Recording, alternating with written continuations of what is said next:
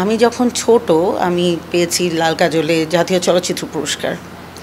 তখন থেকে আমার অপেক্ষা যে আমার বাবার হাতে একটা এরকম একটা ন্যাশনাল অ্যাওয়ার্ড আমার বাবার হাতে আসুক। কিন্তু খুবই আনফর্চুনেট, মৃত্যুর আগ পর্যন্ত উনি কোনো পদক পাননি।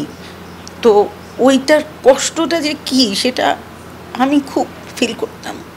আপনার বাবার অনেক বিখ্যাত ছবি আছে, যেটা সবচেয়ে বেশি মানে যেটা পরিচিত, সবাই জানে যেটা নামে ছুটির ঘন্টা, তারপর অশিক্ষিত, এছাড়াও ধরেন যে ফুলের শরীর, তারপর মেহমান, আরও অন্যান্য মাটির ঘর সব আরও অনেক ছবি আছে। আপনার বাবার সম্বন্ধে আপনার কথা বলবেন। সম্প্রতি আপনার বাবা 21 পদক, মরণোত্তর 21 পদক পেয়েছেন। 80 দশকের সারা জাগানো চলচ্চিত্র ছুটির ঘন্টার পরিচালক আজিজুর রহমান, তার চলচ্চিত্র নির্মাণের একটি বিশেষ দিক হল বাংলার সংস্কৃতির সাথে অবিচ্ছেদ্যভাবে জড়িয়ে থাকা লোকজ গল্পগুলিকে তিনি পরম মমতায় তুলে এনেছেন পর্দায়। পক্ষে তার কন্যা আলিয়া রহমান বিন্দিকে মঞ্চে এসে পদক গ্রহণের জন্য অনুরোধ জানাচ্ছি।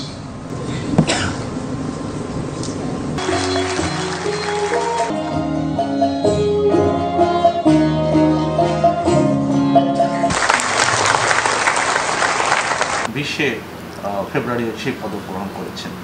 আপনার বাবার সম্বন্ধে এবং ওই পদক প্রাপ্তি নিয়ে আপনার অনুভূতি। প্রতিটা সন্তানের কাছেই তো তার বাবা স্পেশাল হয়। আমার কাছে আমার বাবা হচ্ছে আমার হিরো।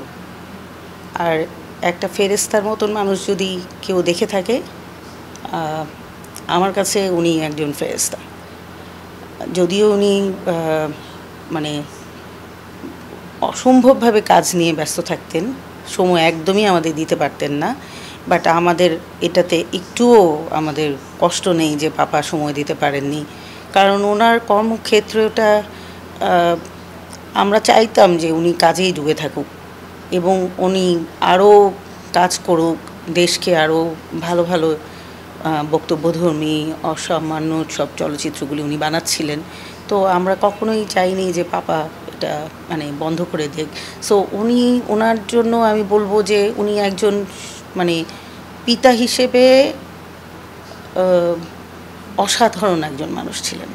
21 পদক পাওয়াটা তো আমি মনে করব যে আমাদের জন্য একটা বিরল ঘটনা, একটা সুখের ঘটনা, একটা শান্তির ঘটনা এবং সেই সাথে একটু বেদনারও। কারণ পাপা যদি থাকতেন বা আমার বাবা যদি থাকতেন, এই পদকটা যদি উনি হাতে নিতে পারতেন, এর চেয়ে সুখের আর কিছুই আমার জন্য নেই। বিকজ আমি যখন ছোট আমি পেয়েছি লাল কাজলে জাতীয় চলচ্চিত্র পুরস্কার।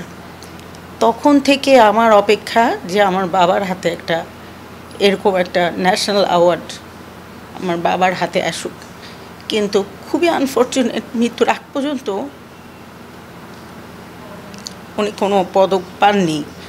তো ওইটার কষ্টটা যে কী সেটা আমি খুব ফিল করতাম।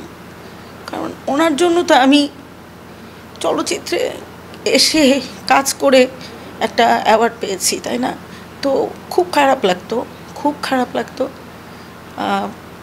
কখনো পাপাকে মানে বলিও নি, বাট আমি ফিল করতাম যে কখন আমি দেখবো আমার বাবা এই মানে এরকম একটা অ্যাওয়ার্ড পাবেন। তো সেই দিন আসলো, তো একটু একটু দেরিতে আর কি। বাবার হয়ে 21 পদক আপনি গ্রহণ করেছেন, সন্তান হিসেবে যে পদকটা নিলেন, আপনার অনুভূতিটা আমরা একটু জানতে চাচ্ছি। কেমন লেগেছে আপনার কাছে? এটা একটা মিশ্র অনুভূতি। মানে আমি আপনাকে ভাষায় প্রকাশ করতে পারবো না যে আমি মানে কেমন ফিল করছিলাম ওই মুহূর্তে। যে পাপা থাকলে তো এখন এই পদকটা উনি নিতেন। আমি তো বললাম যে ছোটোবেলা থেকে আমার একটা স্বপ্ন ছিল যে আমার পাপা একটা অ্যাওয়ার্ড পাক, এবং মানে পেলেন না শেষ পর্যন্ত, মানে উনি রিসিভ করতে পারলেন না, সেই আমাকেই মানে রিসিভ করতে হলো আর কি, আবারও একটা অ্যাওয়ার্ড। আমার মাও চেয়েছিলেন যে আমি এটা পদকটা রিসিভ করি, ভাই আমার মা ওনারা বললেন যে তুমি রিসিভ করো। তো যেহেতু আমিও এই মিডিয়া লাইনেই আছি, তো এই কারণে তো এখন হয়েছে কি যে আমার যখন আমি স্টেজে উঠলাম না, আমার কেন জানি মনে হচ্ছিল যে পাপা ছায়া হয়ে আমার সাথে আছে। হ্যাঁ, আমার সাথেই আছেন পাপা। আমার এখনও বিশ্বাস হয় না পাপা নাই। আসলে পাপা আমার জানের টুকরা ছিল, আমি এখনও নিতে পারি না জিনিসটা। আপনারা দোয়া করবেন ওনার জন্য, উনি জানি জান্নাতবাসী হন।